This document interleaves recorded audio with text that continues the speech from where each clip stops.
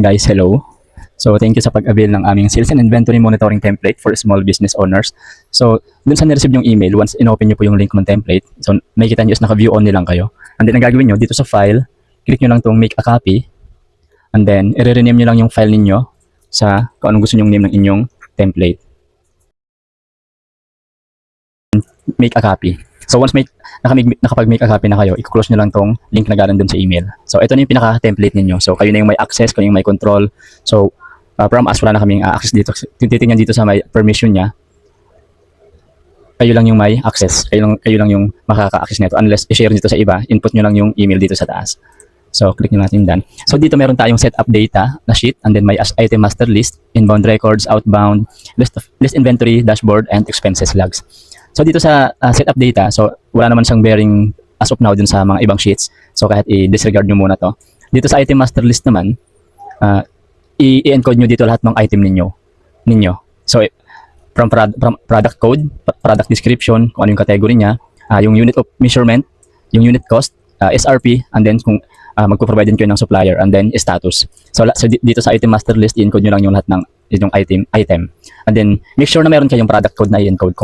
Kung wala kayo currently na product code, ilagay nyo lang siyang series number. So 1, 2, 3, 4, 5 kasi dito naka-reference later on yung mga item na mag-run through or yung mga item na gumagalaw. So dito naman sa inbound records, dito nyo i-encode yung mga incoming or receiving nyo ng mga item. So meron ditong date received or PO number, product description, and then kung mapapansin nyo yung mga naka-highlight na like ganitong nakakulay gray na columns, automatic naman siyang mag-fill up. So valid, ang pipilapan nyo lang dito sa inbound records is yung date received, PO number, product description, and then yung quantity na i-receive ninyo.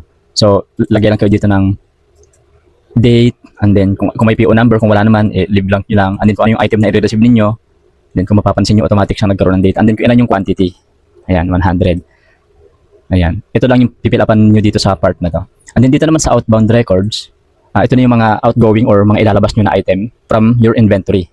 So, meron siyang date, sales invoice kung magpo-provide kayo, product description, and then same dun sa inbound records, yung mga naka-highlighted na gray na columns, automatic siyang mag-fill up. So, if discounted price yung item, ilalagay nyo lang yung quantity na ilalabas, and then yung mode of payment if magpo-provide kayo, and then yung customer details. Ayan. So, for example, mag-out tayo ng item today, March 28, mag-out tayo ng hydrating phase. Ayan, automatic siyang kakaroon ng data. Yung product code, SRP, available inventory, tsaka pieces. Automatic na siyang once lalabas kayo ng item, automatic na makikita nyo na agad kung ilan yung remaining item, remaining quantity ng item na to.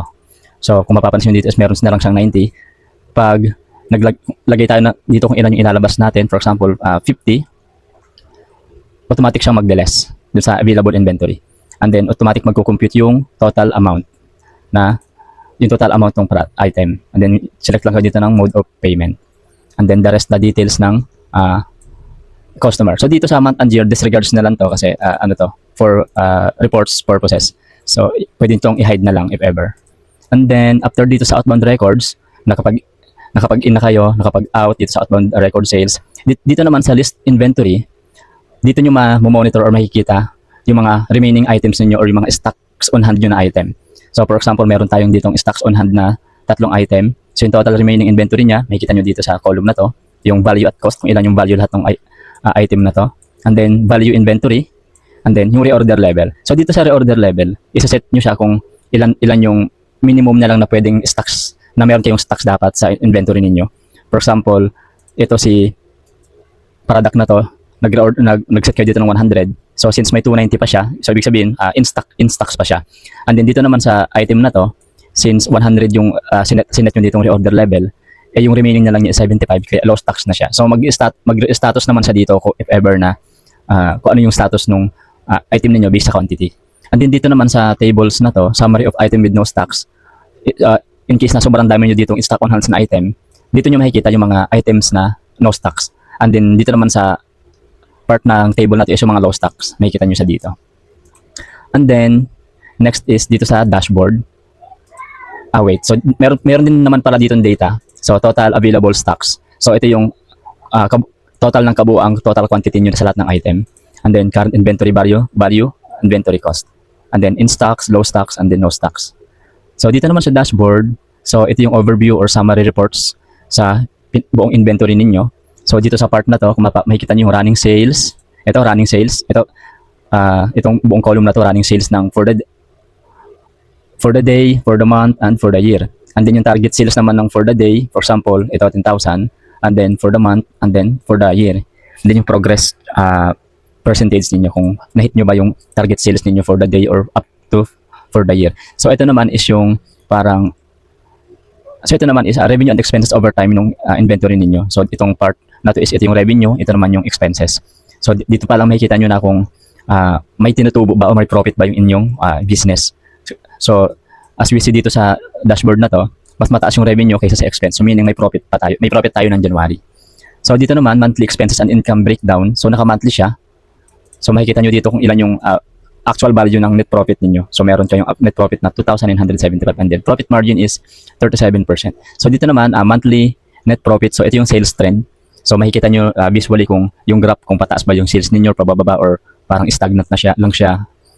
And then dito naman is top 10 best selling products, expenses category distribution, and then hydrating face cream. Ano lang siya, monthly sales trend ng per product. So, sa-select lang ko dito ng item, ng product, kung anong gusto nyo makita na sales trend ng product ninyo. Okay? So, yun lang. Ito naman sa expenses logs. Lahat ng expenses ninyo within the business, ilalagay nyo lang siya dito. For example, nagbayad kayo ng kuryente, may pinagawa kayo sa business ninyo, and then, basta lahat ng expenses na pasok din sa business ninyo, ilalagay nyo siya dito para makompute yung net profit po dun sa business ninyo. So, yun lang. So if ever may question pa kayo regarding sa dito sa template, message lang po kayo sa TikTok or sa Messenger para ma-assist po namin kayo. Okay, so yun, thank you guys. Thank you sa inyong pag-avail.